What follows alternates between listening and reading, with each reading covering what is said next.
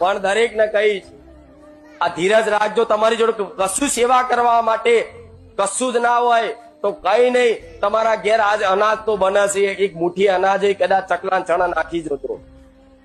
આજ આમ થાય કદાચ પડીકીઓમાં ને પાન મસાલા બીડીઓમાં ને તમાકુ પાછળ તમે રોજના કદાચ વધારે નહીં 100 રૂપિયા તો એક માણસ ખર્ચતો જ હશે, તો 100 રૂપિયામાંથી કદાચ 20 રૂપિયા તે કદાચ ચોક હારી કોઈ પશુ પક્ષીની સેવામાં રોજ કરતો થઈ ગયો. રોજ ટાઈમ ના મળે તો દર મહિને એક વખત કદાચ 500 રૂપિયાનું કે પગાર આવતારમાં એમાંથી 1000 રૂપિયાનું કદાચ પુણ્યદાન કરી અને એની એ પુણ્યદાન કરીને કોઈ આશા સુખની ના રાખે, પુણ્યની ના રાખે, બસ ભગવાન ભરોસે કરી દે ને, માતાજીના ભરોસે કરી દે ને, તો એનો ગોળાઓ જબરો હિસાબ કરું,